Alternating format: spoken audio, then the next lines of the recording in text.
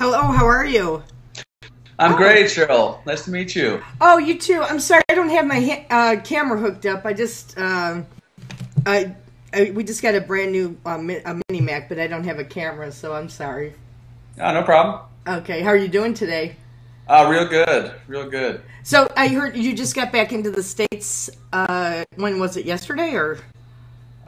2 days ago. So actually, the day that MCA passed away, and we heard about it yesterday because I hadn't been able to get on news. So pretty, pretty awful. But Yeah, definitely. I know. I also saw a post on your Facebook page about Levon Helm. Was he an influence to you at all, or because that was pretty sad too? I mean, I was really a fan of his. oh, absolutely. I love the band. We were actually listening to just because my brother is here as well and his wife and we had like kind of a powwow just listening to all the band songs last night. It was pretty awesome. Oh, did you? Yeah. Yeah, that's great. I know. I really liked him a lot. So, well, I was gonna say we can just kind of get on with this interview, and I really appreciate you taking the time to talk Oh, likewise. about this. So, where are you from originally? From right outside Washington, D.C., in Bethesda, Maryland. Okay, and then did you? What were you recently doing in Nicaragua? Well, Nicaragua, just the opportunity came up to go down there, and, I have a portable studio that I can travel with. And, any opportunity I can take to kind of see more of the world and more of what's out there, I'm definitely going to take up.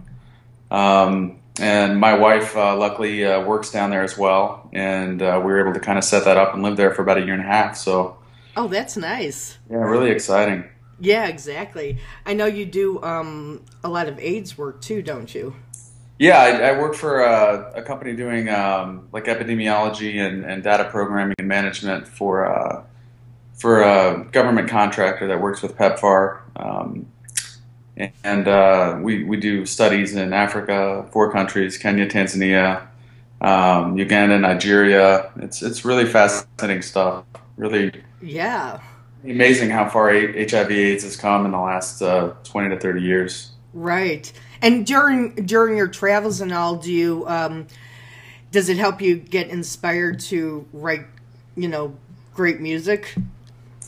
Absolutely. I mean, I think, right when I got to Nicaragua, I just came up with so many different like thematic ideas for songs and also just, the type of music and the changes and rhythmically, and also based on just kind of like major notes, minor notes, things like that. So you have the musical inspiration that's different, but then the lyrical inspiration is something I think that you're always looking to find new ways of communicating with the rest of the world. And Nicaragua really opened up so many new doors and so many new ideas. And I mean, there was like almost the entire time I was there, it was like just an onslaught of, I mean, the opposite of a writer's block, where it was like almost writer overflow. Oh, right, exactly. Is that where you maybe I was hoping you could talk a little bit about your video and song Sweet Dog? Sure. That's Yeah. yeah, very moving. Thank you very much. Puppy's actually right downstairs, so Aw. We she's just got a new puppy a couple weeks ago, and I mean, it's just amazing yeah. Oh, what they can do for you. absolutely, absolutely. Yeah, she was living in the barrio where we lived, and her name is Tila. But at that time, she was called La Cucaracha by the people in the barrio, the workers, and she was starving. You could see every rib in her, and I think you can see one of the pictures of her in the video of Sweet Dog. When like her hair was really matted, she looked very malnourished, and she was incredibly timid and shy, but she was just so sweet. So we started feeding her water, and then we'd bring out like a can of tuna, and she kept coming around. And eventually, like, we decided, all right, well, we can tell that she's in heat, and we don't want her having like a litter of puppies, especially being this malnourished, and Right. just mean more, dogs that are going to be hungry and looking for food on the streets. So we ended up bringing in our area and introducing her to our home, which was incredible. Just like kind of watching this dog learn how to become comfortable around humans. It was so timid around people, and Right. just developing that trust and building that trust. And one day I was just sitting on the couch looking at Tila after we'd had her for about a year, and looking at this beautiful coat of hair, this like happy dog chewing on a little chew toy on the rug, as comfortable as she could be. And it just struck me that I really wanted to write a song about this. But like, not one of the like sad sort of save the animals or you're a bad person kind of thing. Mm-hmm. Just like a happy sort of, like a more positive message on, like, it's really changed my life. It's made my life better, and Sure. it's made my life better. It's worked out for everybody. So, and that you can change a dog and make them loving and happy, and with just the right amount of caring for them.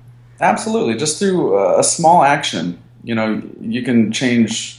I mean, save a dog's life instead of going out and buying a bred dog, or buying a dog on the street. They would sell bred dogs just on the side of the road there that were made in puppy mills. Oh, yeah. And a lot of those dogs would end up dying after 2 months anyway, because they had parasites or diseases and things like that. So, Sure. but it's just, it's a business where people want a specific type of dog, instead of, seeing past, the sort of malnourishment and the I guess the sickly looking dogs. I mean, it really just takes a bath and some food and some care, and these dogs end up looking Sure. Yeah, that's true. That's true. Like I said, we've had cats our whole life, and then we finally just got a dog, and it was like, oh my God, what an eye opener, I mean, just totally different, and totally, just great. But I was going to say now about your music. You were also selected to play at Richard Branson's. Yeah, for the Gigaton Awards in Cancun, Mexico. How did that come about? Oh, that was a complete trip. We had let's see, we were contacted by Richard Branson's company, the Carbon War Room, and just contacted to be the entertainment for the evening, which was really cool. I think it was between us and another artist, and the other artist couldn't do it, so we became the easy decision. And we flew down to Cancun, and I played with two other musicians, and we played, I think, like 3 or 4 songs, and it was just amazing. It's really, really cool seeing a lot of people really passionate about green energy and green business. Uh-huh. And I mean, just being around Branson and Turner, just seeing those guys who have already done so well and pretty much accomplished more than they could have ever dreamed they'd accomplish, but still so passionate and wanting to do so much more. Yeah, exactly. It was really amazing. It was really amazing being around just so many people that wanted to share ideas and get together. And I met John Perry Barlow, which was a real treat too.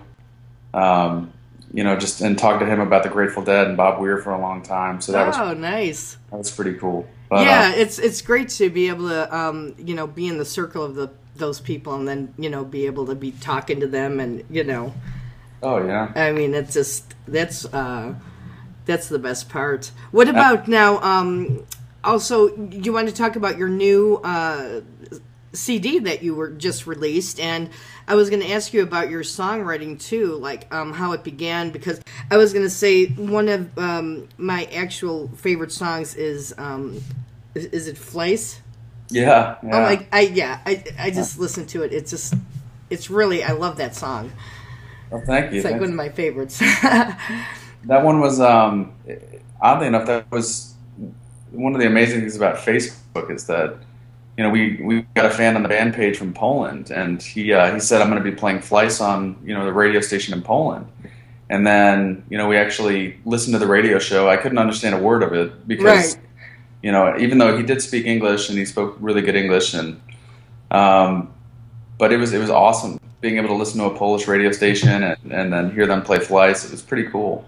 But as far as writing, my first album, Pour Soi Un Soi, was more of an acoustic feel, focused on kind of like really just the elements of the simple composition and lyrics. And then from that, we kind of evolved, or I evolved into wanting to do more full band with the White Album, which was the Evan Bliss and the Welchers record. And but still like I always have a very strong focus on lyrics. That's one of the most important things to me. Is conveying a message I believe in, and it's just there's so many different things that you can do musically, and I think that the lyrics, I'm always going to have that where I want to really make them important in the focal point. But that's the beauty where I can kind of meld the music and I can keep kind of growing and adjusting and changing musically in order to kind of be the carrier for the lyrics and the vocals. So Yeah, it's evolved from your first album and everything, I'm sure, thereafter. absolutely, and with the last record and with Fleiss, and I mean I was definitely having a lot more fun and really challenging myself to try to make the songs a little bit shorter, to make them a little bit poppier, but to kind of maintain that level of I guess lyrical integrity that I at least for me. But like with Fleiss, that was fun because it seems like a love song, but it's really more about like addiction. And I guess love can be addiction to a lot of people. Right. Love is almost like a drug in a lot of ways, where it becomes obsessive and almost unhealthy in a lot of ways. But I think that you can apply that to anything where the central voice is I can't live without you, but you're not really doing good things for me. Right, exactly. It's like universal. Everybody can relate to it. Exactly. And like I said, I mean, I listen to that song a lot, and I'm just like, there's just something about it. So, and that's what you want to do with your music, is have an effect on people. Yeah. And, I mean, that's great that you can do that. that's the thing that I really try to push with lyrics, is that instead of making them purely personal so that my experiences don't really relate to anyone else, it's to draw from personal experience, but to also make them universal. And it's a really difficult challenge, but I try to apply that to almost every song, and it's just adding enough of my personal experience that I think more people can relate to, and then it's boiling it down and creating a scenario or a situation where people can kind of visualize it that makes it personal. So Sure. they're all very personal to me, but I'd love them to be personal to other people as well, because people, even in Nicaragua and other places in the world, people really aren't that different. No. I mean, have the same things that we care about. We care about being healthy. We care about, our loved ones being fed and taken care of. And we care about, doing well and succeeding and pleasing other people and pleasing ourselves and having a strong relationship with those of us around us. And, I think you start to